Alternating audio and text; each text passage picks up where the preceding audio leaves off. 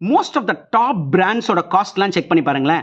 அது எந்த ஃபீல்டில் வேணா இருக்கட்டும்ங்க. அது ஃபுட்டாக இருக்கட்டும், க்ளோத்திங்காக இருக்கட்டும், காஸ்மெட்டிக்ஸாக இருக்கட்டும், அது எதில் வேணா இருக்கட்டும், காஸ்ட் எக்கச்சக்கமாக இருக்கும். ஆனால் அதை வாங்குறதுக்கு பீப்புளும் எக்கச்சக்கமாக இருப்பாங்க. என்னைக்காவது நீங்கள் யோசிச்சிருக்கீங்களா, இவ்வளோ காஸ்ட்லியாக கொடுத்தாலும் எப்படா வாங்குறாங்க ஜனங்க அப்படின்னு?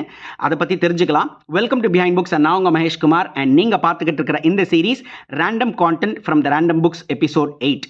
Most of the brands sell பண்ணுறது ஐடென்டிட்டியாங்க. ஸோ நீங்கள் இனிமேல் ஒரு பிராண்டை சூஸ் பண்ணுறீங்கன்னா நீங்கள் அந்த ஐடென்டிட்டியை உங்ககிட்ட வச்சுக்கணும்னு தான் ஆசைப்படுறீங்க. அதே மாதிரி மோஸ்ட் ஆஃப் த டைம்ஸ் நீங்கள் ஒரு பிராண்டை சூஸ் பண்ணுறப்ப நீங்கள் கொடுக்குற காஸ்ட் வந்து சாதாரண காஸ்ட் இல்லைங்க. அந்த காஸ்ட் உங்களோட ஈகோவுக்கு ஈக்குவலண்ட்டான காஸ்ட். அதாவது உங்களோட ஈகோவை அவன் தூண்டி விட்டு தான் அந்த காஸ்ட்லேயே அவன் கொடுக்குறான். ஸோ இதை உங்களால் வாங்க முடியாத காஸ்ட்டுக்கு செட் பண்ணுறப்ப நீங்கள் இல்லை அதை நான் கட்டாயம் வாங்கியே தீர்வேன் நீங்கள் போய் அதை வாங்குவீங்க. பிகாஸ் அவன் உங்களோட ஈகோவை தூண்டி விட்டுட்டான், அதனால் நீங்கள் அதை வாங்குவீங்க. ஸோ இனிமே ஒரு ப்ராடக்டை சூஸ் பண்ணுறதுக்கு முன்னாடி உங்களுக்கு உண்மையான ப்ராடக்ட் வேணுமா, இல்லை அந்த பிராண்டோட ஐடென்டிட்டியை நீங்கள் வச்சுக்கணும்னு நினைக்கிறீங்களான்றதை செக் பண்ணி பாருங்கள்.